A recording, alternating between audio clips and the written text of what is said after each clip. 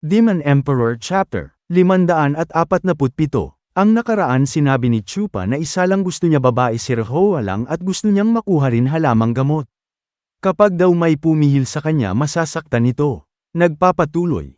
Masyado kang mahangin ah. Pinagtawanan lang ng mga estudyante ng Demon Soul Secto si Chupa. Ha ha ha ha! Ano? Pagsisisihan ko? Nagpapatawa ka ba? Sinong gagawa sa akin nun? Ikaw? 6 na grado ka lang ng tropa on stage. Sumusobra na ang imahinasyon mo. Biglang kinutuban si ikatlong batang master kay Chupa. Bakit ang batang to? Nakakalma lang siya at hindi siya nagagalit. Hindi siya napipikon sa mga pang-asar ko sa kanya. Hindi kaya may problema sa pag-iisip? O baka naman special child? Anak ka siguro ni si Huyu, ang pinuno ng sekto ng Demon Seming Sekto. Kaya pala mayabang ka at bastos. Akala mo siguro sekto niyo to. Ngayon ka lang siguro nakalabas sa sekto niyo. Mapapadali ang pagpunta mo sa kabilang mundo dahil sa pinaggagawa mo. Hindi ka ba sinabihan ng tatay mo na bago ka lumabas sa sekto niyo? Huwag kang masyadong mapagmataas at malayo ang tingin. Matuto ka rin magpakumbaba at gumalang. Baka bigla mo na lang mawala ang buhay mo na parang bula. Paano sumagi sa isip mo ang bagay na yan? At sino namang marites ang nagsabi sa'yo na anak ako ni si Huyu? Hindi ba halata yung 4 na kambal na nasa likod mo? Nasa 6 na grado na sila ng Radiant Stage na eksperto. Mga matatanda sila kaysa sayo at kasama sila sa tagapagpatupad sa sekto. Hindi sila magpapakita ng galang sa isang pipitsugin lang na estudyante. Kaya isa lang ang ibig sabihin nun. Isang tropa on stage na estudyante. Katulad mo na binabalibag mo lang sila at pinagsasampal. At hindi pa rin sila nagagalit sa'yo. Malinaw pa sa sikat ng araw na mas mataas ang ranggo mo kaysa sa kanila sa loob ng sekto. Sigurado akong isa kang bigatin sa loob ng sekto. At isa lang ang alam kong posibilidad. Ang isang tropa on stage na eksperto na estudyante na kayang utos-utosan ang isang Radiant Stage na eksperto. Magagawa mo lang ito kung ikaw ay anak ng pinuno ng sekto.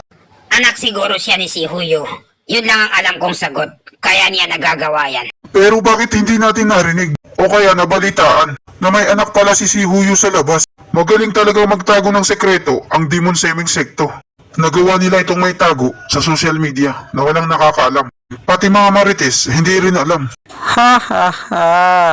Hindi ko sila masisisi. Maski ako, ganun din ang iisipin. Kahit hindi ko pa alam kung anong totoong nangyayari. Dahil kung sa bagay, ang isang tropa on stage na eksperto ay minamaltrato niya na parang utusan ang isang Radiant Stage na eksperto. At isa lang ang ibig sabihin nun. Mas mataas ang posisyon niya sa sekto. O di kaya anak siya ng may-ari ng sekto. Kayang-kaya niyang bulihin ang mga membro ng sekto. Ngayon naintindihan ko na. Mukha pa lang, halata na. Magaling kung ganun. Okay lang sa akin kung anong gusto niyong isipin. Basta masaya kayo. Ang pinakamahalaga ngayon sa akin ay matapos ko tong ginagawa ko na hindi niyo ako pinapakialaman. Wala akong pake kung anong gusto niyong gawin. Bahala kayo sa buhay niyo. Nagulat na lang si ikatlong batang master dahil didma lang si Chupa sa kanila. Ngayon alam ko na kung bakit, anong dahilan. Hindi pinakilala ni si Huyu ang anak niya sa social media. Isa pala siyang malaking kahihiyan. Wala siyang kwenta bilang demonyong cultivator. Dahil wala siyang bayag, hindi siya gumagawa ng kasamaan. Malakas lang ang backer ng batang to, pero isa siyang basura. Jose! Ano po yun, ikatlong batang master? Turuan mo ng leksyon ng batang to para magtanda. Masusunod, ikatlong batang master. Tuloy-tuloy pa rin sa paglalakad si Chupa. Palapit na siya ng palapit sa halamang sampagita na may 3 kulay. Bigla na lang may bumulaga sa kanya habang naglalakad. Napakatanga mo talaga, bata. Itutuloy ang napala mo dahil sa yabang mo. Huwag na huwag mong aagawan ang ikatlong batang master na gusto niya. Aagawan mo pa siya ng siksa. Mamatay ka! Nagulat na lang yung alalay ng ikatlong batang master. Ano to? Hindi ko may galaw ang kamay ko. Ginapos pala ito ng isa sa 4 na kambal. Pula ang buhok na si Mikalim. Ano ito? Bitawan mo ko! At inilipad na siya sa ere ng 4 na kambal.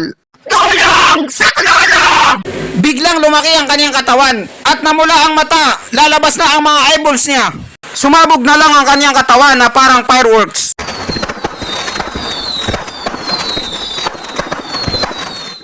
Nagulat na lang yung mga membro ng Mystical Heaven Secto dahil sa nangyari.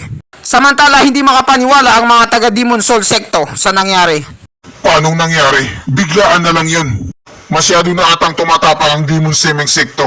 Nagawa nilang patayin ang isang membro ng Demon Soul Secto. Isa itong walang kapatawaran. Humanda kayo, 4 na kumag! Papatayin ko kayo! Galit na inatake ni ikatlong batang master ang 4 na kambal. Ha! Wala siyang tinamaan sa atake niya dahil naging masamang usok ulit ang 4 na kambal. Pinagtawanan lang ng 4 na kambal ang ikatlong batang master. Mukhang galit na ang ikatlong batang master dahil lumalabas na ang ugat sa mga mukha niya. Ang pormahan na yan ay kagaya sa sekto namin. Ang Shadow Ari. Kung sa palagay nyo na matatalo nyo ako, gamit yan.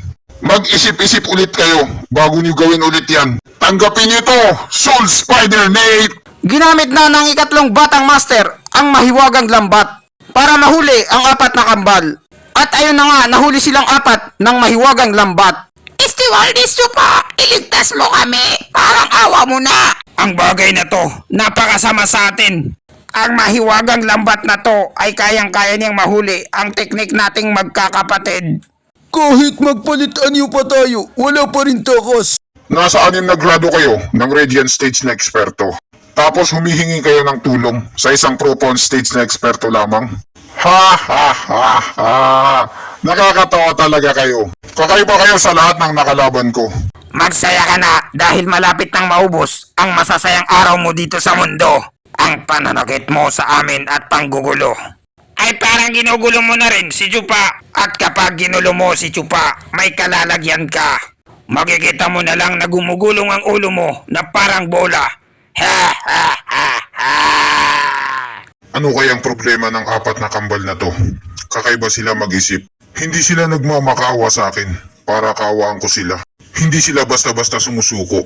At hindi nila rin sinabi sa kanilang batang master na tumakas na.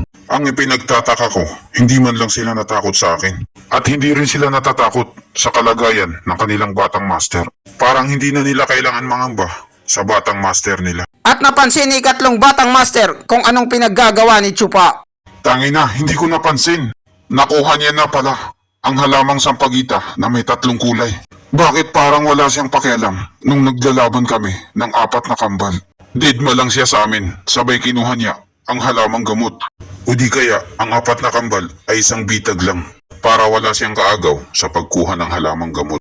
Dalawang bagay lang ang pwedeng pag-isipan na maging posibilidad. Maaaring siya ay isang tanga na may problema sa pag-iisip at hindi niya alam kung anong ikakapahamak niya. At hindi siya natatakot mamatay. O di kaya may matatag siyang pag-iisip. Kahit gumunaw ng mundo, hindi pa rin mababago ang pagiging kalmado niya. Kapag dun siya sa ikalawa, magiging mahirap to. Isa siyang matibay na katunggali. Nilapitan na ni Chupa si Rohoa para iabot ang bulaklak na sampagita. Inilapit ni Chupa ang kanyang muka sa muka ni Rohoa. At na-inlove na naman si Rohoa sa mga pick-up lines ni Chupa. Talagang magkamukha kayo. Napakaganda mo talaga. Walang kupas. Nagpapa-heart to get pa si Rohoa kay Chupa. Anong binabalak mo, demonyo ka? Isa kang magnanakaw. Ano pa ba ang gusto mong gawin sa akin? May gusto ka sa akin, no? Ha ha ha ha ha. Parehong-pareho talaga kayo. Pati yung galit at init ng ulo. May toyo rin siya, katulad mo. Huwag mo sana akong paghinalaan ng masama. Isa lang ang gusto ko, miss. At yun ay ikaw. Alam kong nakipaglaban ka. Nang sobrang hirap, para lang dito. Siguro gustong-gusto mo makuha to. Tama ba ako? Pero sa isang kondisyon, may mga itatanong ako sa'yo. At umaasa ako na sasagutin mo yun ng totoo at tunay. Hindi ka magsisinungaling sa akin. Para may bigay ko sa'yo ang halamang gamot na to. Medyo kinabahan si Rohoya sa mga gustong itanong sa kanya ni Chupa. Hindi kaya itatanong niya sa akin kung may jowa na ako? Kung anong gusto ko sa isang lalaki? O di kaya magtatapat na siya sa akin kung anong nararamdaman niya? At dito nagtatapos ang chapter 547. Maraming salamat po sa panunood nyo. Mag-subscribe para laging updated sa buhay ni Chupa.